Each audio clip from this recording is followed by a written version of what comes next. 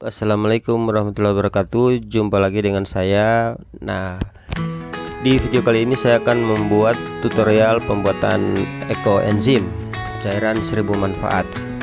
Nah, salah satu bahan utamanya adalah BO atau bahan organik. Nah, di sini saya menggunakan sampah berupa kulit nanas yang sudah saya kumpulkan dari pedagang buah yang ada di kota Gorontalo. Ini sudah saya sampah-sampah ini sudah saya sebelumnya sudah saya cuci. Jadi sebelum menggunakan kita sudah cuci dulu bahan ini untuk jangan sampai ada terkontaminasi dari bahan yang lainnya. Nah, berikut bahan-bahan. Nah, di sini bahan-bahannya saya menggunakan ada molase cair berbuat tebu, air destilasi, atau bisa juga kita gunakan air hujan. Di sini saya menggunakan air hujan. Lalu bahan organik sampah buah dan sayuran. Nah, langkah pertama kita saya mencampurkan antara sedikit air destilasi dengan tetes tebu. Ini fungsinya agar ketika kita campurkan jadi dia sudah tidak mengental lagi, karena tetes tebu ini kan sifatnya kental. Jadi saya campurkan terlebih dahulu dengan air.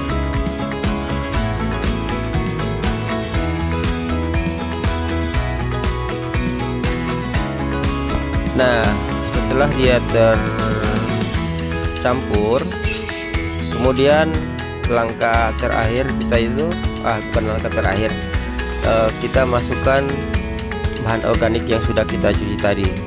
Jadi di situ saya tidak hanya menggunakan kulit nanas saja, tapi ada beberapa daging dari buah nanas itu sendiri yang saya kumpulkan juga di tempat sampah para pedagang di lapak buah.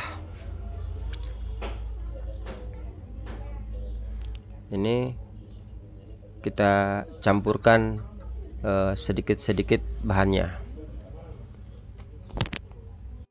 Perlu saya jelaskan juga, jadi biasanya ekoenzim ini ketika sudah jadi, dia sudah jadi cairan ekoenzim, itu bau khasnya itu asam-asam segar.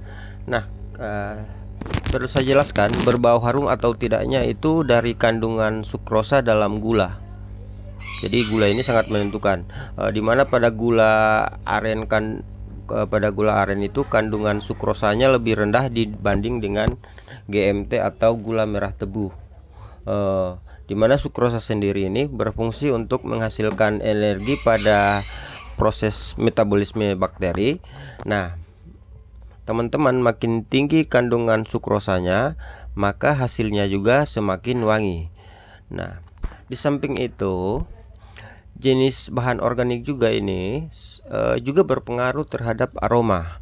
Nah, BO yang tinggi kandungan gula sukrosa, fruktosa, gluktosa juga menambah aroma wangi. Nah, di sini menggunakan molase cair, tetes tebu ini, yang sebenarnya itu merupakan limbah pabrik gula yang mengkristal dan putih, jadi gula rafinasi.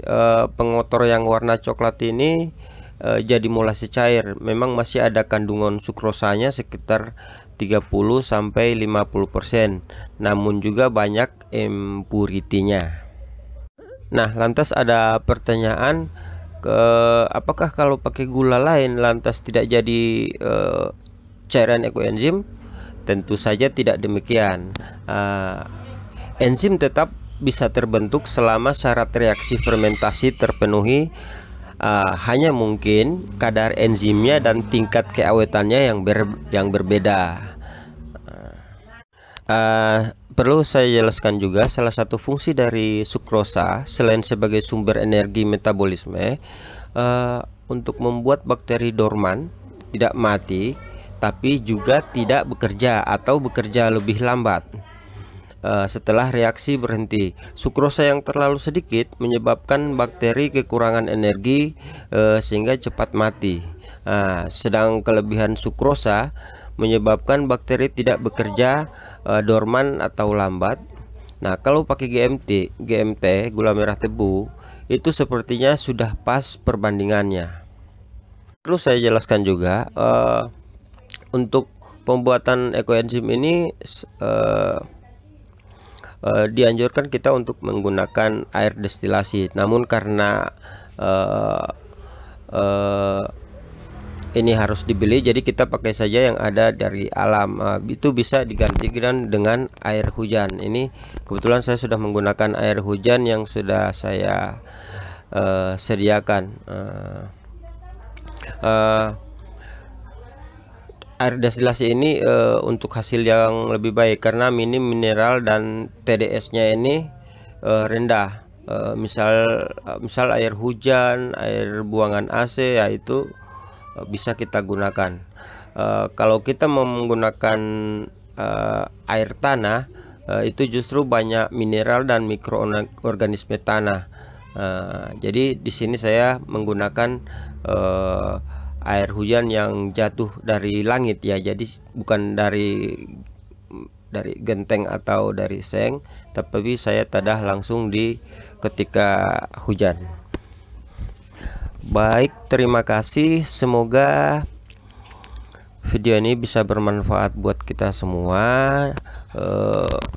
Makin banyak pengrajin atau orang yang suka bikin ekoenzim. Nah, ini tujuannya ini kan ekoenzim ini kan cairan 1000 manfaat. Jadi bisa untuk buat untuk pertanian, bisa sebagai pupuk organik, terus untuk kesehatan badan juga boleh ya. Ini tidak untuk dikonsumsi ya. Jadi kalau pengalaman saya, seperti pengalaman saya kemarin itu biasanya sering digunakan untuk mencampur ketika mencuci, sabun cuci. Jadi ketika kita mencuci pakaian, ini kita larutkan dengan sabun cuci juga. Dan ternyata tujuannya ini pakaian kita itu warnanya lebih awet, lebih tahan. Dan satu hal lagi, ketika kita menggunakan ekoenzim ini, 1 liter ekoenzim itu bisa membersihkan 1000 liter air. Jadi ketika dari air pembuangan hasil kita mencuci itu, air buangannya itu ketika kita alirkan ke sungai, ke selokan, ke sungai, maka airnya itu akan membersihkan 1000 liter air yang kotor. Demikianlah tutorial ini, semoga bisa bermanfaat. Wassalamualaikum warahmatullahi wabarakatuh.